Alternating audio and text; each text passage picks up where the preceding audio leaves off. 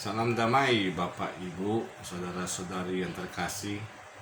Kita berjumpa dalam pertemuan pertama kita dalam bulan Kitab Suci dengan subtema Bapa Kami yang Maha Adil.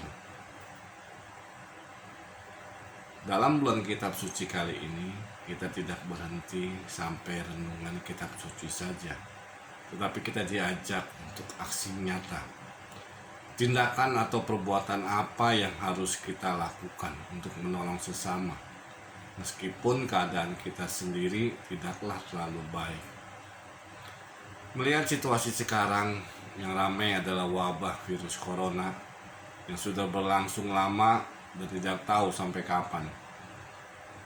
Akibatnya mulai terasa dari yang terjangkit, anak-anak, remaja, orang dewasa, orang pekerja, banyak kantor-kantor yang tutup, atau juga karyawan yang di PHK.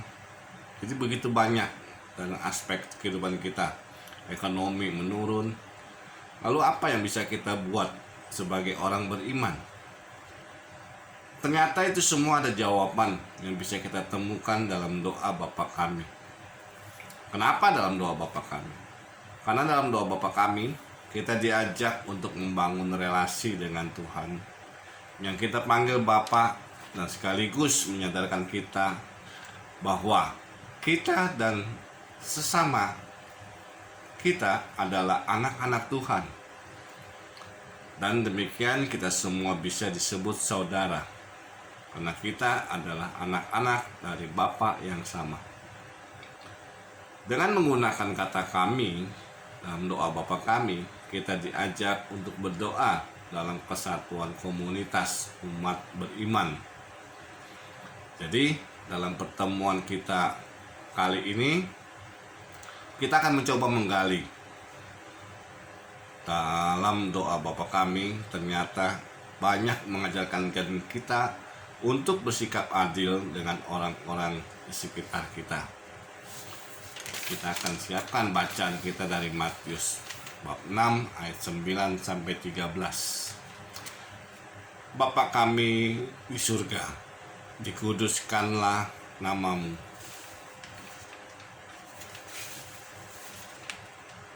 Datanglah kerajaanmu, jadilah kehendakmu di bumi seperti di surga.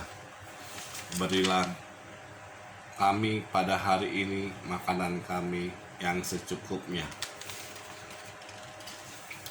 dan ampunilah kami akan kesalahan kami, seperti kami juga mengampuni orang yang bersalah kepada kami.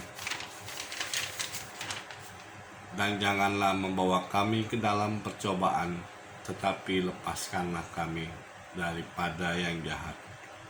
Karena Engkaulah yang punya kerajaan dan kuasa dan kemuliaan sampai selama-lamanya. Ayat 9 yang tadi pesan kita baca, Bapa Kami di surga, dikuduskan namamu. Di situ Tuhan Yesus menyapa Allah sebagai Bapa. Ini menggambarkan sebuah kedekatan relasi yang istimewa. Kenapa? Karena Yesus berbicara saat itu dalam bahasa Aram, yang diterjemahkan Bapa adalah Abah. Jadi kedekatan antara seperti orang tua gitu. Sedangkan kata kami yang digunakan di sini ingin menunjukkan pada komunitas umat beriman yang disatukan dalam ikatan yang istimewa dengan Allah. Jadi doa Bapa Kami bukan hanya dihafalkan, tapi mau mengajak kita melihat kedekatan kita dengan Bapa yang harus tampak dalam kehidupan kita sehari-hari, termasuk relasi dengan orang lain. Sedangkan kata di surga itu mau dikatakan walaupun dekat, tapi ada perbedaan yang sangat mencolok antara kita dengan Bapa. Jadi dengan kata lain, Bapa Kami di surga, kita dekat dengan Bapa, tapi kita menempatkan Allah di atas segalanya di dunia ini, termasuk yang maha kuasa, kehendaknya, atau keadilannya. Jadi sikapnya mau dituntut dari kita adalah kita menundukkan diri di hadapan Allah. Kenapa? Karena kita harus kita harus menundukkan diri karena namanya yang kudus, ya. Karena ini dikatakan, Bapa kami di surga, dikuduskanlah namamu. Dalam perjanjian lama, kata kudus itu bisa berarti terpisah atau istimewa satu dengan yang lain. Masih ingat cerita Musa, yang dimana Musa bertemu dengan pohon yang terbakar? Di situ kan Tuhan berkata, Musa, lepaskanlah kasutmu karena tempat ini kudus. Jadi di situ kita diceritakan bahwa tempat yang kudus itu adalah tempat yang terpisah. Jadi yang mau di sini dikatakan bukan kita yang pisah dengan orang lain, tetapi cara hidup kita, ya, cara hidup kita yang berpisah dari dunia ini. Lalu ayat 10, datanglah kerajaanmu, jadilah kehendakmu di bumi seperti di surga. Ya. Dalam ayat ini kita mau memohon agar kerajaan Allah lah yang berkuasa di dunia ini. Karena kalau Allah yang meraja, manusia bisa merasakan keadilan, kedamaian, sukacita, atau keselamatan penuh. Ya. Kenapa? Karena manusia hidup di dunia ini, manusia itu terikat oleh segala aturan-aturan yang dibuat oleh manusia. Aturan dibuat itu bagus untuk menjaga menerapkan rasa keadilan, untuk menjaga agar tidak ada atau istilahnya menghindarkan segala kebencian, permusuhan. Namun harapan itu seringkali bertabrakan dengan sikap cuek, sikap acuh tak acuh dari kita, atau keserakahan manusia itu sendiri, sehingga keadilan yang dicita-citakan itu masih jauh dari sempurna. Nah, ayat 11 itu, berikanlah kami pada hari ini makanan kami yang secukupnya. Nah, dari permohonan ini kita diajak untuk menyadari bahwa hidup kita itu tergantung oleh Allah sebagai sumber kehidupan. Makanan di sini bukan hanya makanan jasmani, ya, tetapi juga makanan rohani. Sikap adil yang nampak di sini adalah dalam ungkapan makanan kami secukupnya.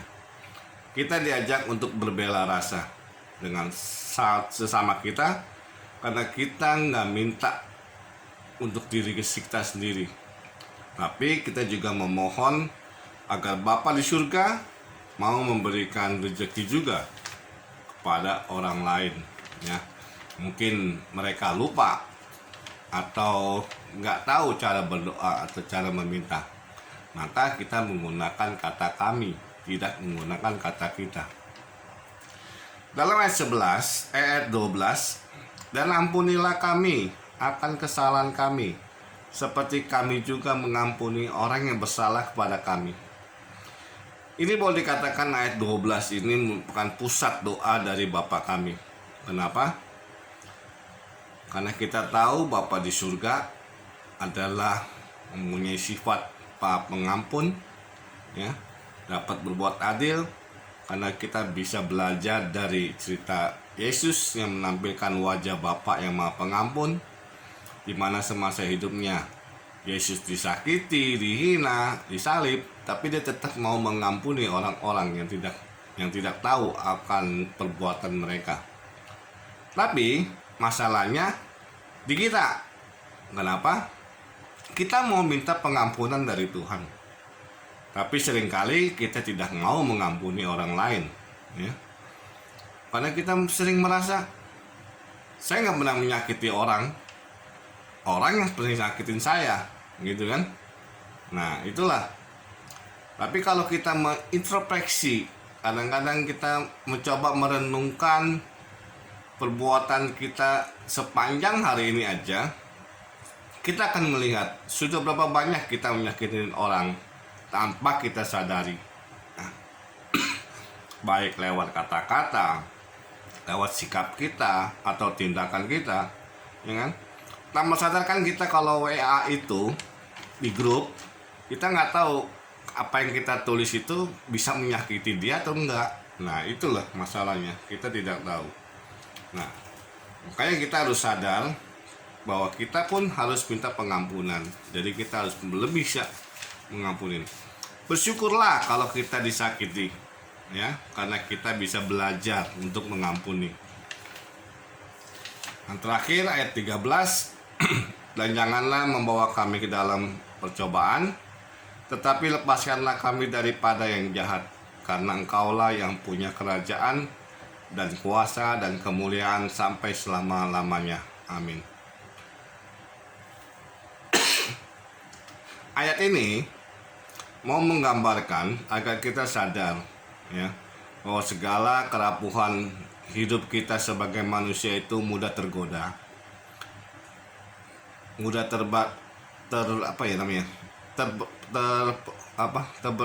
berdaya nggak dalam godaan-godaan si jahat, ya.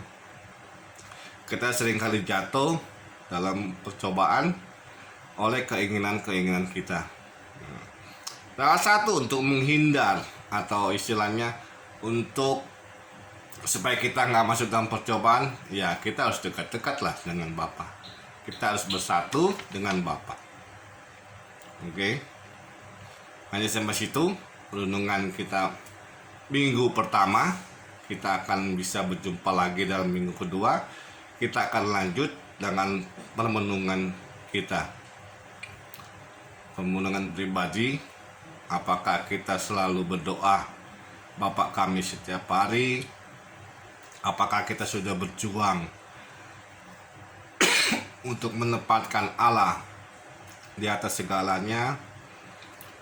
Apakah apa yang menjadi dominan dalam kita saat kita berdoa?